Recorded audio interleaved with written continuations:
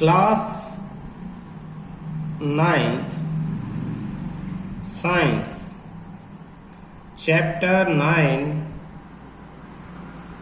Force and laws of motion, page number 118, questions. First question, which of the following has more inertia. कुछ option है और पूछे किसमें ज्यादा इनर्शिया है। ऑप्शन में क्या क्या दे दिया, a rubber ball and a stone. तो दोनों में क्या डिफरेंस है, मान लेते हैं same size of same size लिखा हुआ क्वेश्चन में, स्टोन ऑफ सेम साइज, तो ये दे दिया सेम साइज। इनमें से किसमें ज्यादा है। हमारे पास दो ऑब्जेक्ट है, एक है रबर बॉल और एक है स्टोन, दोनों का साइज सेम है। अब पूछा क्या, इनर्शिया पूछा है। इनर्शिया किसमें ज्यादा इनर्शिया है।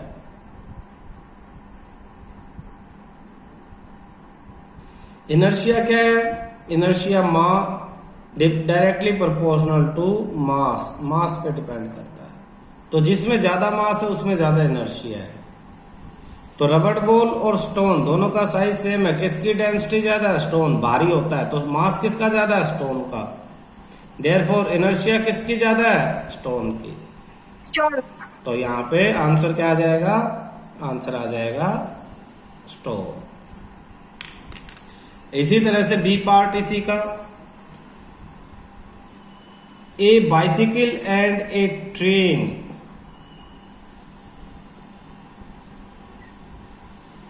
And a train same field. Train होएगा। हमें इनर्शिया देखना है।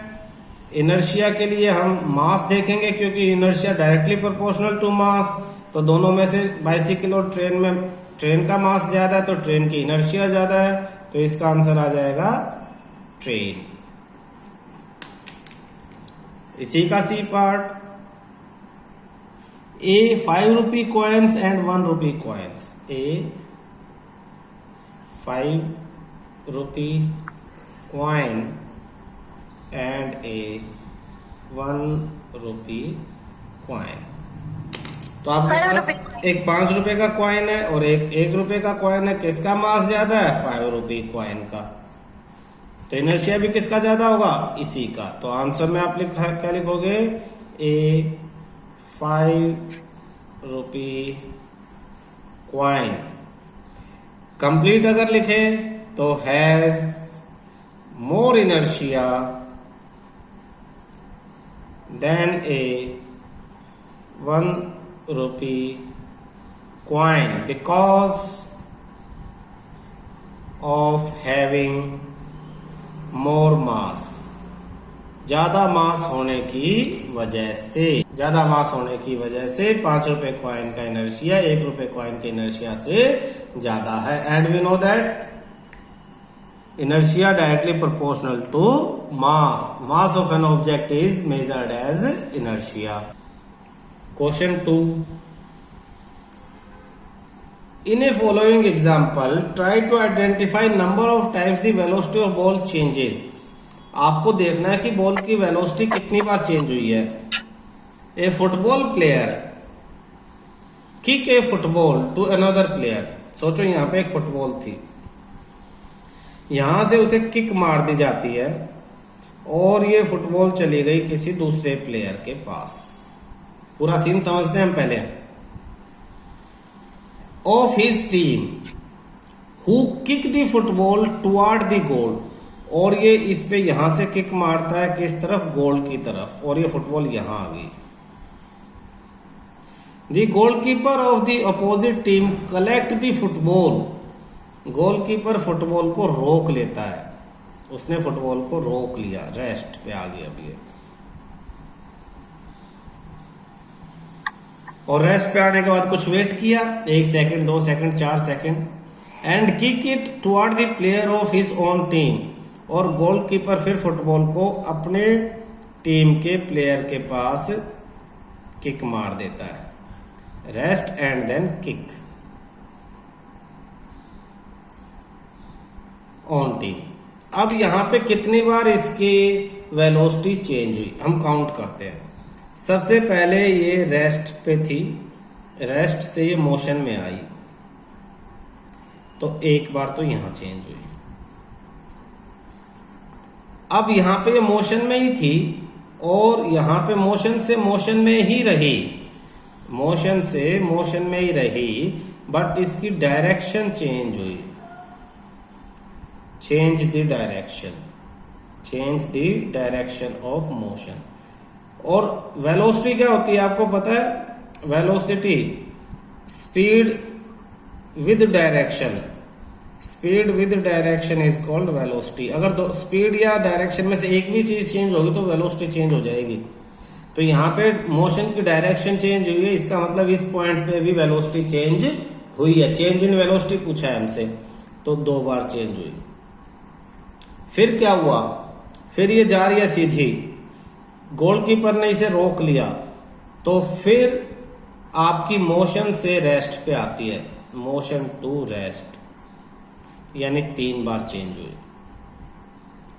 लेकिन गोलकीपर ने रोकने के बाद उसे फिर किक मार दी, यानी रेस्ट से मोशन, रेस्ट से उसे मोशन में भेज दिया. तो यहीं इसी पॉइंट पे 4th टाइम चेंज हुई. उसके बाद ये जा रही है, वो पकड़े किक मारे, हमारे स्टोरी में नहीं है. तो टोटल हमारी स्टोरी के अकॉर्डिंग वेलोसिटी कितनी बार हुई? Change in velocity, change in velocity 4 times, 4 bar velocity में चेंज आया है. क्लियर है ये? क्वेश्चन 4. अच्छा थर्ड भी है. Question 3. Explain why some of the leaves may get detached from the tree if we vigorously shake the branches. ये पेड़ है, उसके ऊपर पत्तियां लगी है ब्रांच पे, आप झटके से इसको हिलाओगे तो ये पत्तियां टूट के नीचे गिर जाएंगी. ऐसा क्यों? हमने बताया था जब आपने उसको शेक किया, हिलाया, वाइग्रेसली झटके के साथ शेक किया, हिलाया, उससे पहले इनकी पोजीशन क्या थी? उससे पहले ये रेस्ट पे थे. हिलाने के बाद किस में आए? मोशन में आए. तो इसके अंदर इनर्शिया कौन सी थी? पहले जो स्टेट थी वो वाली इनर्शिया थी.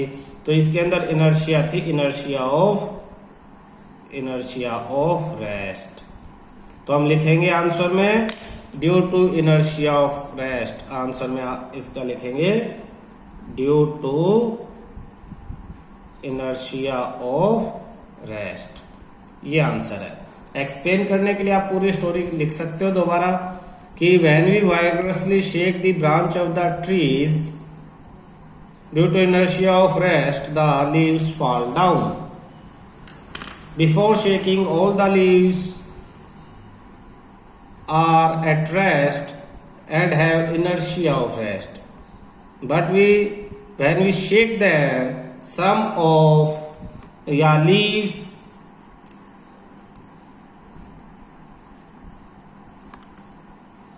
tends to remain in state of rest. एक चीज लिखोगे, ये ध्यान से देखना, हर जगह काम आएगी. tends to remain in its state of के बाद मैं खाली छोड़ रहा हूं. स्टेट ऑफ जरूरत के हिसाब से इस पे रेस्ट या जरूरत के हिसाब से इसमें मोशन लिख लेना. तो ये जो शब्द है ये एक्सप्लेनेशन है इस चीज की. टेंड्स टू रिमेन, वो रेस्ट पे ही रहना चाहती हैं. ठीक है. Therefore they detached from the branch, और इसलिए वो ब्रांच से अलग हो जाती हैं क्योंकि आपने फोर्स किस पे लगाया? ब्रांच पे. और पत्तियां रेस्ट पे, तो पत्ती जहां थी वहीं रहना चाह रही थी. इसी को कहते हैं inertia of rest. Next question 4. Why do you fall in forward direction when moving bus brakes a stop and fall backward when accelerate the rest? क्वेश्चन 4 में एक ही क्वेश्चन में दो सिचुएशन दी हुई है। फर्स्ट सिचुएशन में वो कहता है कि why do you fall forward, आप आगे की तरफ क्यों गिर जाते हो। ये आप हो, बस इसी को मान लो कि आप हो, ऐसे ही हो, ठीक है। और आप कहां गिर गए, आप आगे गिर गए। भाई, अब गिर गए तो क्या करें। फॉरवर्ड पूछ रहा है क्यों गिरते हो। कंडीशन क्या दी है उसने, व्हेन मूविंग बस ब्रेक, जब ब्रेक लगते हैं, ब्रेक्स। और बस किस में है, मोशन में है, मोशन में है। यानी ब्रेक लगने से पहले आप किस स्टेट पे थे, मोशन में थे, और ब्रेक लगने के बाद रेस्ट। तो आपके अंदर कौन सी इनर्शिया थी, पहले वाली स्टेट वाली इनर्शिया थी। तो आपके अंदर थी इनर्शिया ऑफ मोशन। तो इसका आंसर आ जाएगा फर्स्ट केस का, due to inertia of motion. Meaning समझो, पहले बस और आप, you, both are in motion, both are in motion, but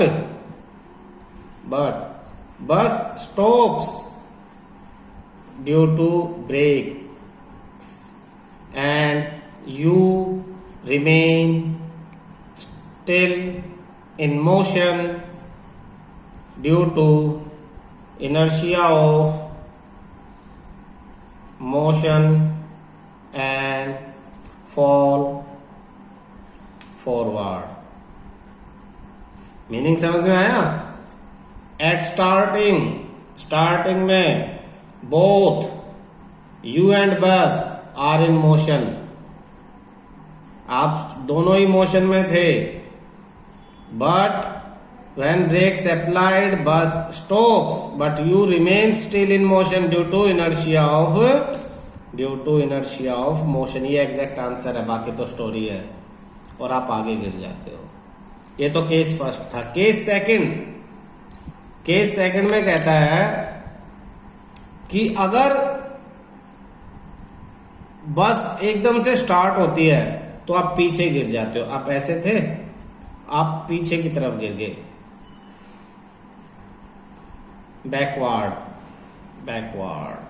जब बस क्या करती है, एक्सेलरेट, स्पीड एकदम से बढ़ाती है। तो पहले आप रेस्ट पे थे, एक्सेलरेशन आपकी 0 थी, बाद में आप मोशन में आए, तो यहां पे आपका आंसर आ जाएगा due to inertia of rest. पहले वाली स्टेट के अकॉर्डिंग आंसर आता, तो ये आपका आंसर है, ठीक है।